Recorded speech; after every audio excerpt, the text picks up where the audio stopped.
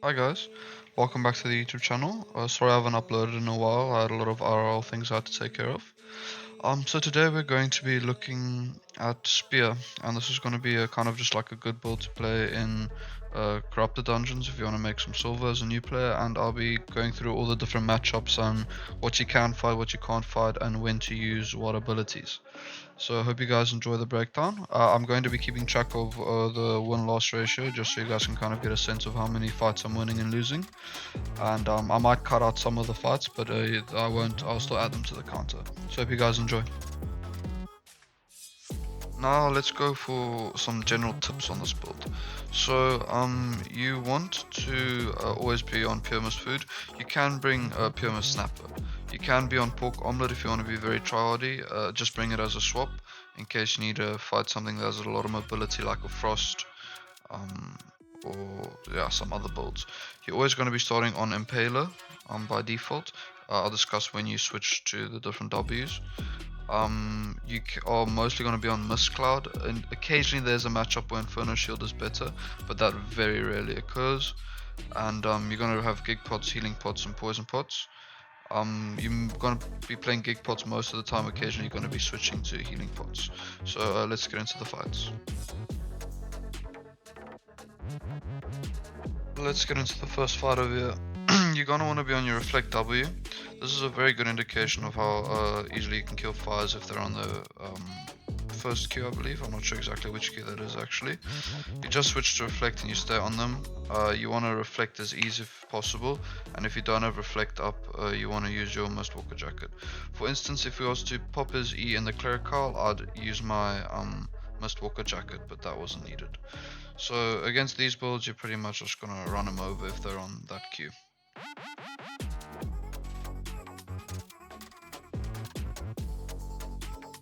Next we have another fire, but this time it's wildfire. So you're gonna want to save your Mistwalker Jacket for his E. For the most part you're gonna be on the double reflect again, just reflecting as much as possible, and just be careful not to purge his hit into his purge. There, as you can see, he popped his E and I just used the Mistwalker Jacket, and there isn't really much he can do in this situation. He just pretty much dies.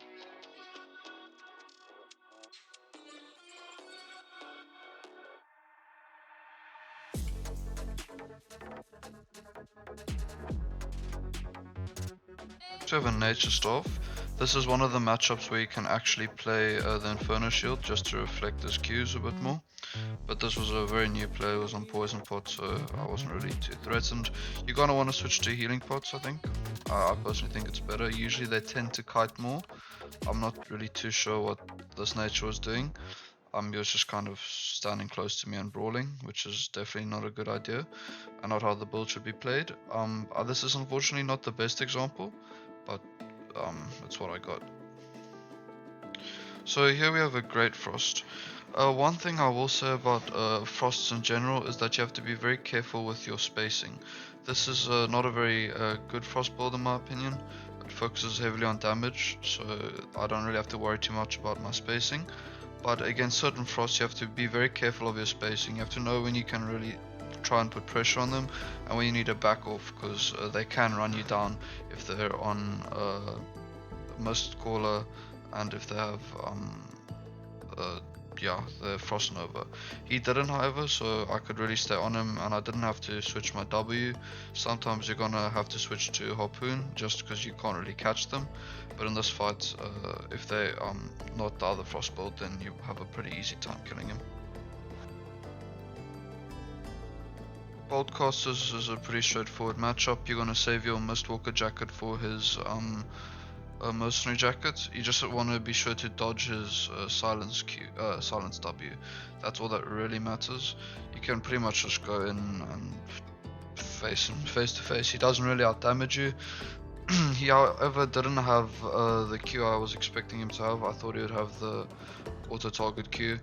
Against this in this situation I should have probably been on Impaler, just because I'm not really going to be able to reflect a lot of damage, so it ended up being quite a close fight. I just dodged his W over there, went in Mistwalker, and after that point it was a pretty easy fight.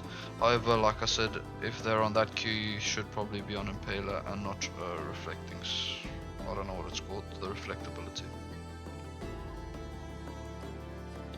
One hand curse is pretty much a free win.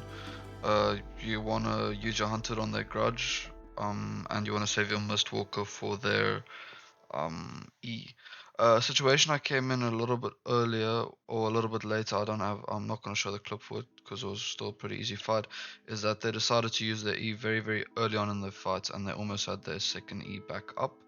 But you're still gonna end up winning. Just be sure to be on gig pots. If you want to go for a very nice outplay, you can also cancel his E with your E.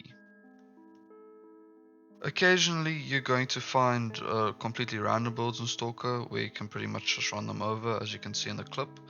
But one thing that you should also take note of is that you're going to be fighting a lot of these builds again. I think I fought probably 5 fires in this session. So it's just good to know the popular matchups like the fire matchup. You're gonna find a couple reflect spears as well. Unfortunately, I don't have a clip for that. One thing I will tell you though is if they're daybreaker, you should just break crystals. You unfortunately cannot win. Okay, so in this part of the video we're going to be discussing builds that you do not want to fight. You do not want to fight this build. I'll show you the video and exactly why and discuss it later. I unfortunately lost the footage for this, the Great Cursed, or the Cursed Skull. You can't beat him if he is on Clerical. If he's on a Fiend Cull or Hunted, you should be able to beat him quite easily. Just make sure to not play around mobs, so when he uses his E, that he can't regen from the Mercenary Jacket and save your Mistwalker Jacket for his Mercenary Jacket. So let's get into this breakdown. I was trying to avoid his E with my E, which I do successfully over here.